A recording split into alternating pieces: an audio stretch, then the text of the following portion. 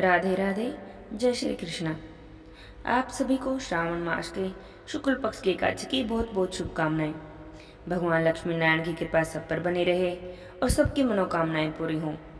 इसी मंगल कामना के साथ आज सुनते हैं श्रावण मास के शुक्ल पक्ष की एकादशी की व्रत कथा। श्री युधिष्ठिर कहने लगे, हे भगवान, आपने मुझे सभी एकादशियों का महात्म्य सुनाया है। अब आप मुझ पर कृपा करें और मुझे श्रावण मास के शुक्ल पक्षी एकादशी के नाम, व्रत की विधि और उसके महात्म्य बताने की कृपा करें और मुझे इसके बारे में बताइए। श्री मधुसूदन बोले कि हे राजन, इस एकादशी का नाम पवित्रा है। इसकी कथा सुनने मात्र से ही वाजपेयी यज्ञ का फल मिलता है।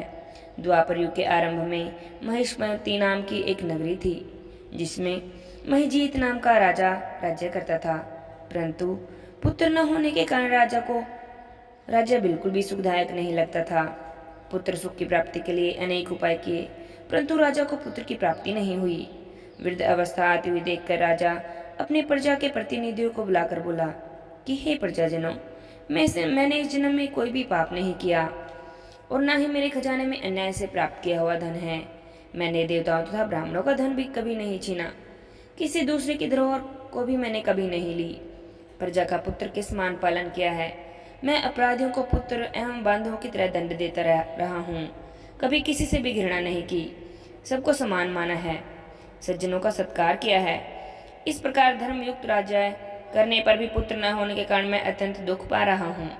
इसका क्या कारण है? राजा महिजीत की इस बात को विचारने के लिए मंत्रीगण तथा प्रजा के प्रतिनिधि बड़े बड़े ऋषि तथा मुनियों के आश्रमों में गए। एक आश्रम में उन्होंने अत्यंत वयोवृद्ध, तप में लीन, निराहार, जितेंद्रिय, जित आत्मा, क्रोधजित, सनातन धर्म के गूढ़ तत्वों को जानने वाले, समस्त शास्त्रों के ज्ञाता महात्मा लोमश मुनि को देखा, जिनका कल्प के व्यतीत होने पर एक रोम गिरता था। सबने जाकर ऋषि को प्रणाम किया और उनके सामने बैठ गए। उन्हें देखकर ऋषि ने पूछा कि आप लोग किस कारण से आए हैं? निसंदेह मैं आप लोगों का हित करूंगा। मेरा जन्म केवल दूसरों के उपकार के लिए ही हुआ है। लोमश ऋषि के ऐसे वचन सुनकर सब लोग बोले कि हे महर्षि, यद्यपि आप हमारी बात जानने में ब्रह्मा से भी अधिक समर्थ हैं, मगर फिर भी हम अपनी व्यथा कहते हैं। महिष्मती पुरी का धर्मात्मा राजा महिजीत प्रजा का पुत्र के समान पालन करता है, परंतु फिर भी वह पुत्रहीन है। हम लोग उसकी प्रजा हैं, अतः उसके दुख से हम भी दुखी हैं। हमको पूर्ण विश्वास है कि आपके दर्शन मात्र से ही हमारा संकट अवश्य दूर हो जाएगा, क्योंकि महान पुरुषों के दर्शन मात्र से ही अनेक कष्ट दूर हो जाते हैं। अब आप कृपा करके राजा के पुत्र होने का उपाय बताएं।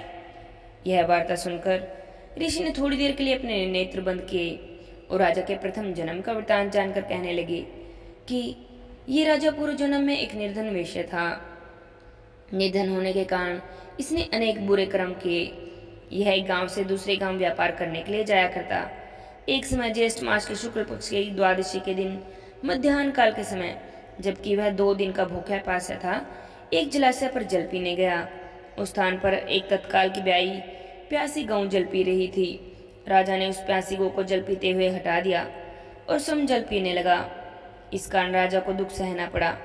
एकादशी के दिन भूखा प्यासा रहने से वह राजा हुआ और प्यासी गौ को जल पीते हुए हटाने के कारण पुत्र का वियोग भोगना पड़ा है।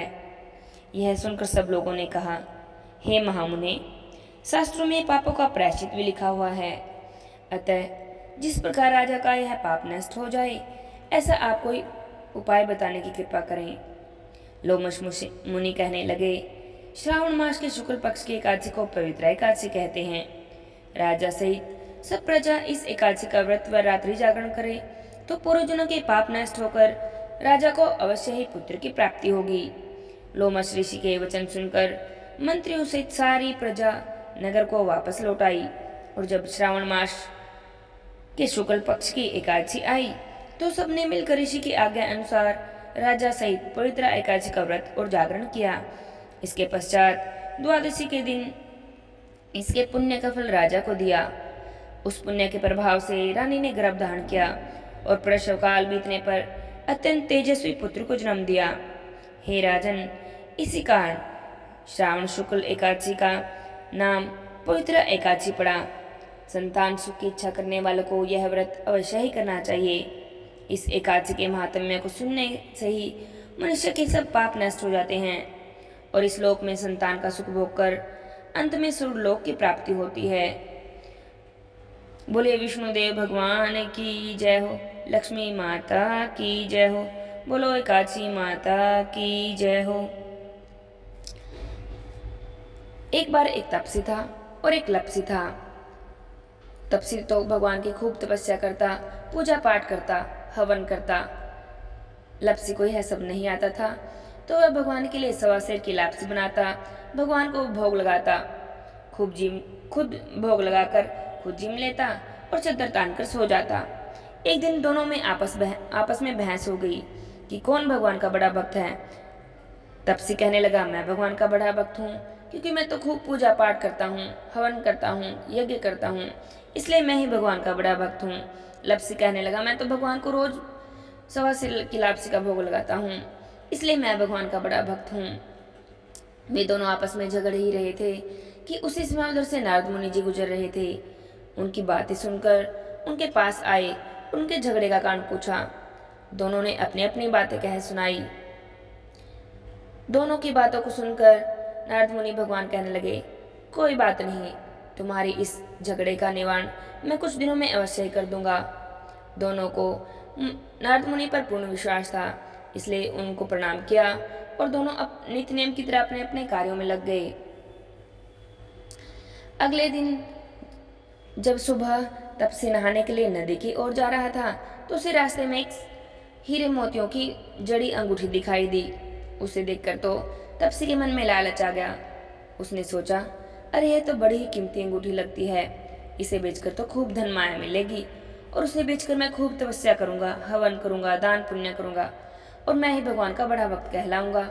यह सोचकर वह उस अंगूठी को उठा कर ले आया और उस दिन तो उसका पूजा पाठ में भी ध्यान नहीं लगा, केवल उस अंगूठी के बारे में ही सोचता रहा।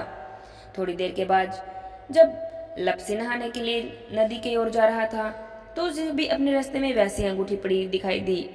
लेकिन उसे देखकर उसने सोचा, न जाने किसकी अंगूठी गिर गई है, जिसकी भी है होगी वह तो बड़ा ही परेशान दुखी हो रहा होगा। तो उसने यह सोचकर उस अंगूठी को पास के ही मंदिर में भगवान के चरणों में रख दिया कि जब भी कोई भगवान से प्रार्थना करने आएगा तो इसे देखकर पहचान लेगा और अपनी अंगूठी ले जाएगा। और आकर उसने नित्य नियम की तरह सवा सेर की लापसी बनाई, भगवान को भोग लगाया, घंटी बजाई और खुद जिम कर चद्दर तान के सो गया। अब थोड़ी देर के बाद आए नारद मुनि जी भगवान, दोनों ने उठकर भगवान को प्रणाम किया। तो जब उठकर प्रणाम किया तो तपसी के पैरों के नीचे से तो अंगूठी निकली। उसे देखकर नारद मुनि भगवान कहने लगे, देखो तपसी, तुमने इतनी पूजा की, पूजा पाठ किया, हवन यज्ञ किया है, लेकिन फिर भी तुम्हारे मन का लालच नहीं गया। यह अंगूठी तो मैंने ही अपनी माया से तुम्हारे रास्ते में रखी थी और देखो, इसे देखकर तुम्हारे मन में तो लालच आ गया, जिससे तुम्हारे पूजा पाठ का अब सब पुण्य नष्ट हो गया है। यह सुनते ही तो तपसी जोर जोर से रोने लगा, कहने लगा, प्रभु मुझे क्षमा करो, मुझसे तो बड़ी भारी भूल हो गई है, बड़ी भारी भूल हो गई है। अब आप ही बताइए, मुझे मेरी पूजा तपस्या का फल कैसे मिलेगा। अब भगवान नारद मुनि भगवान का मन पिघल गया, तो कहने लगे कि जो दिया जलाकर हाथ नहीं जोड़ेगा उसकी पूजा तपस्या का आधा फल तुम्हें मिल जाएगा। जो भी किसी व्रत की कथा कहानी का जोड़ा नहीं कहेगा उसकी पूजा तपस्या का आधा फल तुम्हें मिल जाएगा। जो ब्राह्मणों को भोजन करवाकर दक्षिणा नहीं देगा उसकी पूजा तपस्या का आधा फल तुम्हें मिल जाएगा। जो भी साड़ी या ब्लाउज देकर उस पर दक्षिणा नहीं रखेगा उसकी पूजा तपस्या का आधा फल तुम्हें मिल जाएगा। इसलिए हमें किसी भी व्रत की कथा कहानी का जोड़ा कहना चाहिए या तपसी लपसी की कहानी अवश्य कहनी चाहिए। बोले तपसी लपसी की जय हो, एकादशी माता की जय हो, विष्णुदेव भगवान की जय हो, लक्ष्मी माता की जय हो। जय जय श्री राधे श्याम।